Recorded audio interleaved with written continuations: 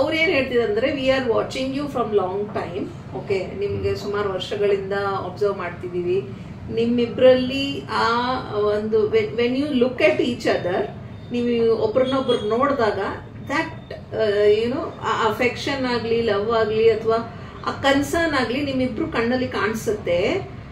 How is that possible? Because when ನಮ್ಮ life ಒಂದು ತರ ಮೆಕ್ಯಾನಿಕಲ್ ಆಗೋಗ್ಬಿಟ್ಟಿದೆ.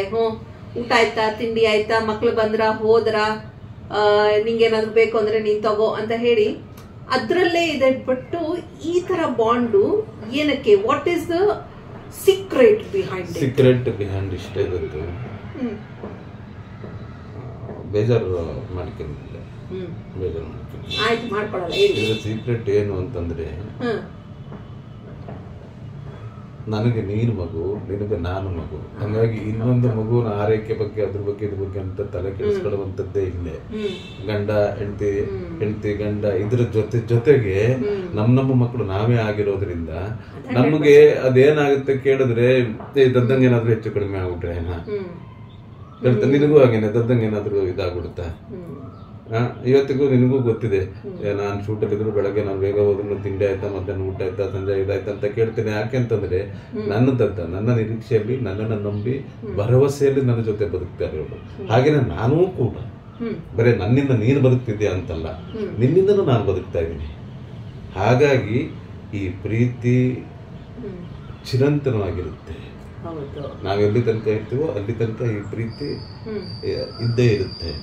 ಆ ಅಟ್ರಾಕ್ಷನ್ ಈ ಕೆಲವು ವಯಸ್ಸಾದ್ಮೇಲೆಲ್ಲ ಅಟ್ರಾಕ್ಷನ್ ಎಷ್ಟು ಚೆನ್ನಾಗಿರುತ್ತೆ ಇರುತ್ತಾ.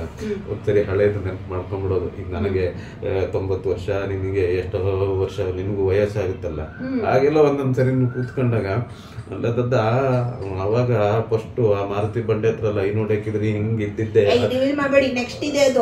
ಅಲ್ಲ ಅಂದ್ರೆ ವಯಸ್ಸಾದ್ಮೇಲೆ ಅದು ಧ್ವನಿ ಅದು ಆ ಬೊಚ್ಚ ಇದು ಅದ್ರಲ್ಲಿ ನೀನು ನಗ್ತಿರೋದು ನಾನು ನಗ್ತಿರೋದು ಒಂದು ಸರಿ ಇಮ್ಯಾಜಿನ್ ಮಾಡ್ಕೊಂಡ್ರೆ ಅದರಲ್ಲೂ ಏನೋ ಒಂದು ತರ ಖುಷಿ. ಹಾಗಾಗಿ ಯಾವುದೇ ಕಾರಣಕ್ಕೂ ನಾನು ಹೇಳೋದೇನು ಅಂತಂದ್ರೆ, ಗಂಡ ಹೆಂಡತಿ ಇಬ್ರು ಅಂದ್ರೆ ನಮ್ಮ ಮದುವೆ ಆಗಿ ಇಷ್ಟು ವರ್ಷ ಆಯ್ತು, ಇನ್ನೇನಿದೆ ಅದು ಅಲ್ಲ, ಇನ್ಮೇಲೆ ಇರೋದು ಜೀವನ. ಆಕರ್ಷಣೆ ಇನ್ನೂ ಜಾಸ್ತಿ ಆಗುತ್ತೆ. ಮತ್ತೊಂದು ಏನ್ ಗೊತ್ತಾ, ಅದೇ ಈ ಕ್ರಿಕೆಟ್ ಅಲ್ಲಿ ಆಡ್ತಾರಲ್ಲ ಸೆಕೆಂಡ್ ಇನ್ನಿಂಗ್ಸ್ ಅಂತ.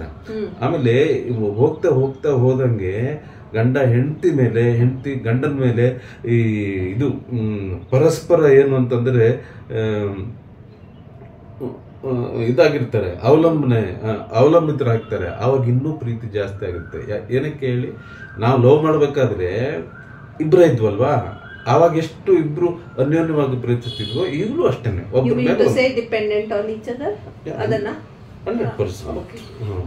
ಸ್ವಲ್ಪ ಕನ್ನಡ ಅಡ್ಜಸ್ಟ್ಮೆಂಟ್ ನಂಗೆ ಅಷ್ಟು ನೀವು ಫುಲ್ ಕನ್ನಡ ಮಾತಾಡ್ಬಿಟ್ರೆ ನಂಗೆ ಆಮೇಲೆ ಅಂದ್ರೆ ಒಬ್ರಿಂದೊಬ್ರು ಯಾವತ್ತೂ ಒಬ್ರ ಮೇಲೆ ಒಬ್ರು ಡಿಪೆಂಡ್ ಅಂತ ಅದು ವಯಸ್ಸಾಗ್ತಾ ಆಗ್ತಾ ಅದು ಇನ್ನೂ ಜಾಸ್ತಿ ಆಗುತ್ತೆ ಹಿಂಗೆ.